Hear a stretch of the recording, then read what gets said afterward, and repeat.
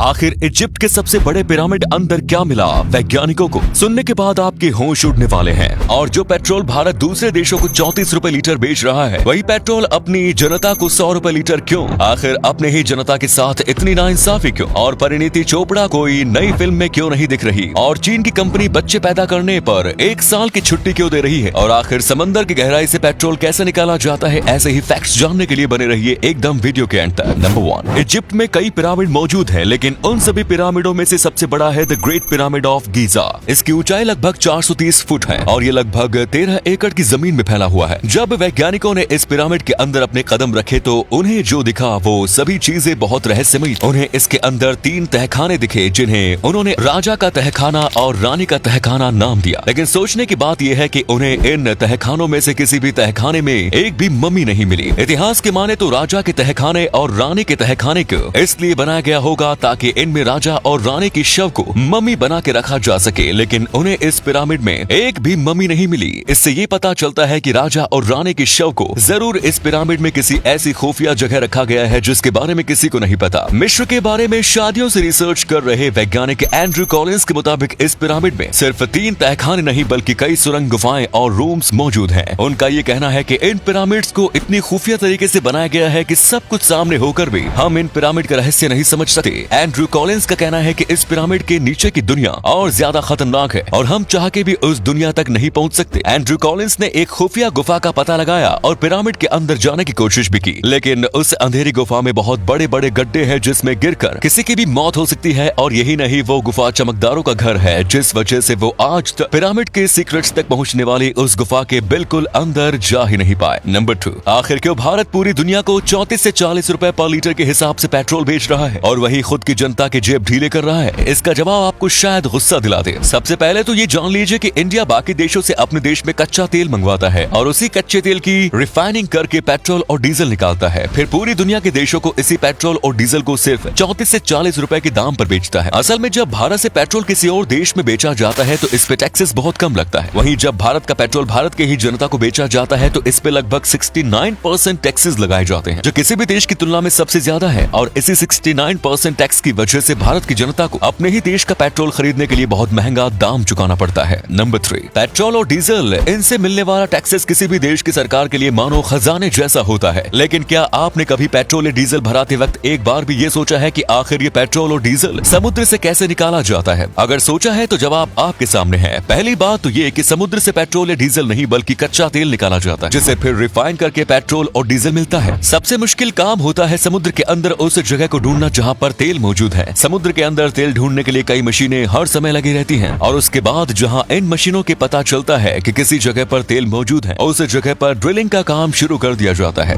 ये ड्रिलिंग का काम सेम उस तरह होता है जैसा कि जमीन पर हैंड पंप लगाने के लिए किया जाता है। ड्रिलिंग के बाद सारे तेल को पाइप की मदद से जहाजों तक रिफाइनिंग मशीन मिलाया जाता है। इस रिफाइनिंग मशीन की मदद से कच्चे तेल से केरोसिन, डीजल, पेट्रोल जैसे तेलों को निकाल दिया जाता है। कच्चे तेल में से इन चीजों को निकालने के लिए कच्चे तेल को बहुत हाई टेम्परेचर पर उबाला जाता है और भाप बनाया जाता है, जिसकी मदद से कच्चे तेल से पेट्रोल, डीजल और केरोसिन जैसी चीजें निकाली जाती हैं। जैसे कि 260 डिग्री सेल्सियस पर उबालने से डीजल मिलता है, 180 डिग्री सेल्सियस पे केरोसिन और 110 डिग्री सेल्सियस पर पेट्रोल। नंबर 4, गोलमाल अगेन में आपने इस एक्ट्रेस परिणीति चोपड़ा को जरूर देखा होगा जो इश्कजादे मूवी में आई थी। आप सभी उस दिन के बाद से ही इंतजार में होंगे कि परिणीति चोपड़ा कोई नई मूवी निकाले, लेकिन उनकी अब तक कोई भी नई फिल्म नहीं आई है। तो क्या परिणीति चोपड़ा जी ने बॉलीवुड छोड़ दिया है? जवाब हाँ भी है और ना भी। एक इंटरव्यू में परिणीति ने कहा कि उन्होंने अभी तक जितनी भी फिल्में की है वो सभी उन्होंने आधे मन से साइन की थी, क्योंकि उन्हें अभी तक किसी मूवी में कोई ऐसा किरदार नहीं मिला जो वो चाहती थी। परिणीति चोपड़ा इसी वजह से अभी तक किसी भी मूवी में काम नहीं कर रही है, लेकिन अभी तक उन्होंने ऑफिशियली ये नहीं बताया कि वो भविष्य में किसी मूवी में काम करेंगी या नहीं। नंबर 5, एक समय ऐसा था जब चीन के सामने बढ़ती जनसंख्या की बहुत बड़ी समस्या थी और इस समस्या से लड़ने के लिए चीन ने वन चाइल्ड पॉलिसी का इस्तेमाल किया। वन चाइल्ड पॉलिसी एक ऐसी पॉलिसी थी जिसमें ये प्रावधान था कि अगर चीन का कोई आदमी एक से ज्यादा बच्चे पैदा करता है तो उसके बाद में पैदा हुए बच्चे को किसी तरह की सरकार की मदद या कोई भी सरकारी फायदा नहीं दिया जाएगा। लेकिन चीन की इस पॉलिसी ने आज चीन को ही एक बहुत बड़ी समस्या के सामने लाकर खड़ा कर दिया। अब चीन में जवान और बच्चों की संख्या बहुत कम हो गई है और ज्यादातर जनसंख्या बुढ़ों की रह गई है। अब चीन को इससे क्या मतलब, चाहे देश में बुढ़े रहे या जवान। असल में किसी देश की डेवलपमेंट और जीडीपी उस देश की यूथ पर यानी कि काम करने वाले लोगों पर निर्भर करती है, क्योंकि चीन में जवान लोगों की संख्या बहुत कम है, जिस वजह वजह से इसका चीन की जीडीपी और डेवलपमेंट पे बहुत दुष्प्रभाव पड़ रहा है। इससे बचने के लिए चीन की कई टेक कंपनी जैसे बीजिंग डेबिनोंग टेक्नोलॉजी ग्रुप अपने कर्मचारियों को तीसरा बच्चा करने पर बहुत सारे बम्पर ऑफर दे रही है।